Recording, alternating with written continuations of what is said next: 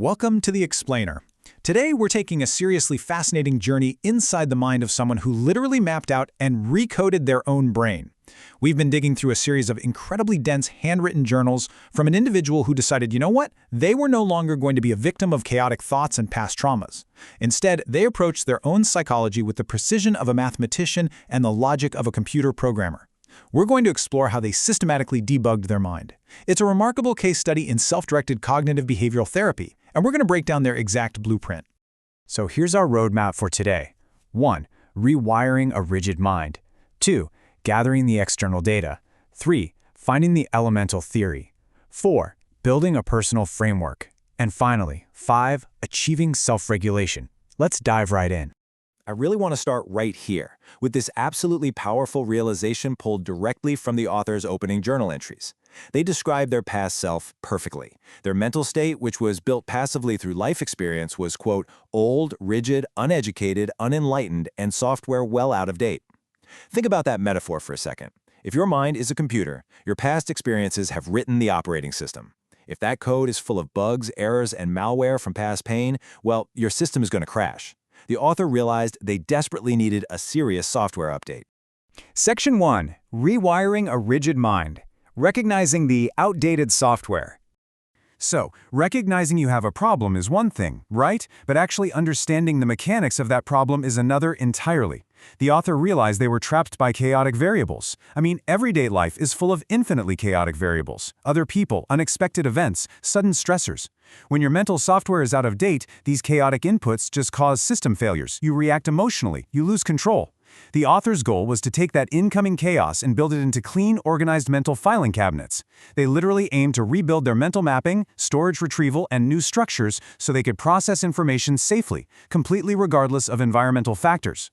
That sounds amazing in theory, doesn't it? We'd all absolutely love a clean, optimized mental hard drive. But here is the million-dollar question: how do you actually go about updating your own cognitive software when you are the one trapped inside the machine? That brings us to Section 2, Gathering the External Data. The Inputs for Change. To rewrite the code, the author needed to learn the language of the brain. They had to look outside themselves. Just look closely at this meticulous list from their journal. They numbered and summarized every single episode of Crash Course Psychology they watched, from the central nervous system to sensation versus perception, all the way to associative learning. They weren't just passively watching YouTube here, they were aggressively mining for data. They were studying the baseline functions of the human hardware so they could finally understand why their software was failing in the first place. And they definitely didn't stop at basic psychology either. They synthesized some incredibly heavy scientific concepts. They dove headfirst into neuroplasticity, which is the brain's literal ability to change its structure. They studied the mechanics of the central nervous system, and even pulled metaphors from chaos theory and quantum physics.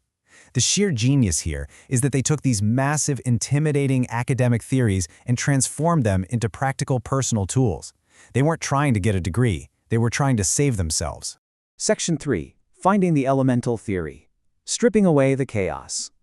Let's see how this external data builds into a completely original concept. The author invented what they called the elemental theory. The crucial point is understanding this theory as the process of filtering out the noise.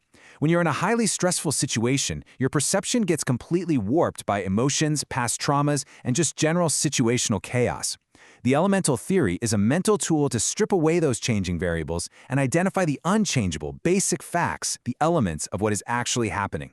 It's really all about finding the bedrock of truth in any given moment.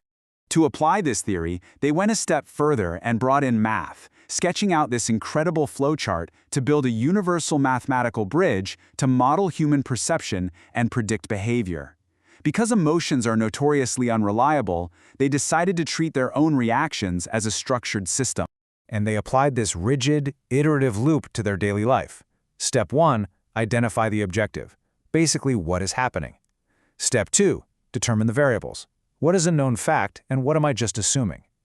Step 3, predict the result of your reaction. Step 4, test and validate it. Did reacting that way actually help? And Step 5, use that data to improve the mental model for next time.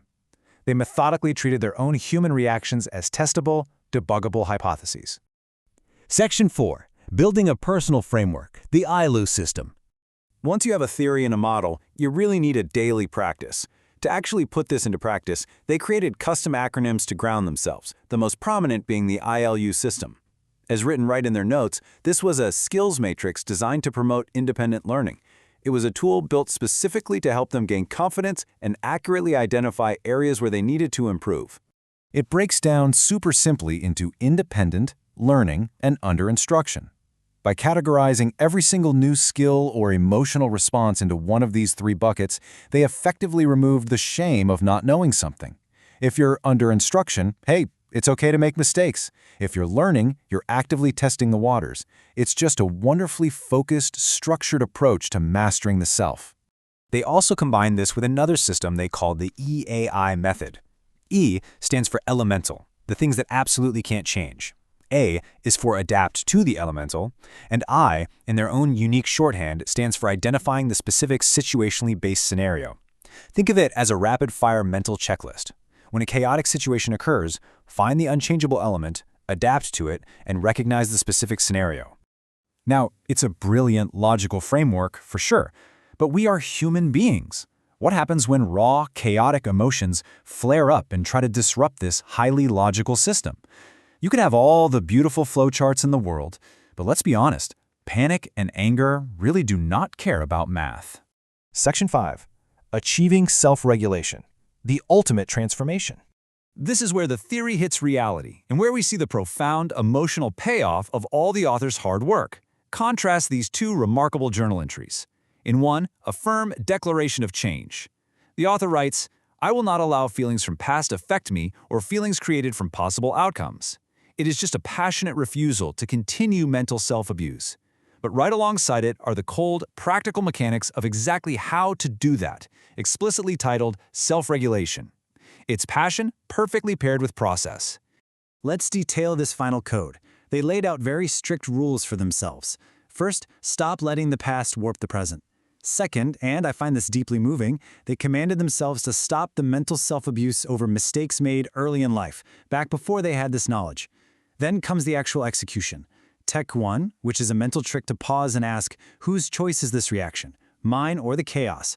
And Tech 2, which they called scaffolding awareness, basically giving themselves the grace to recognize a bad reaction after it happened and adjusting for next time. They also utilized what they called offline simulation, taking stressful information offline into their own mind, practicing their response safely, and producing a much better outcome in reality. And you know what? It worked. The journals chronicle a truly profound shift in perspective. The ultimate payoff is captured perfectly in this concluding thought from their later entries. To make one universal and adaptable, have a fixed base on which to start from, to learn the brain and new code. And the mind is constantly adapting, changing, and most importantly, making sense of all we take in. They successfully built that fixed base. They literally became the programmer of their own mind. Which leaves us with this final thought. This explainer shows that we are not entirely at the mercy of our past or our chaotic environments. We already have the hardware. We just need to do the work to rewrite the software. So if we can systematically debug our own outdated cognitive patterns, what kind of new potential are you ready to code into your own life? Take a page from these journals, find your elements, and start building. Thanks for joining me today.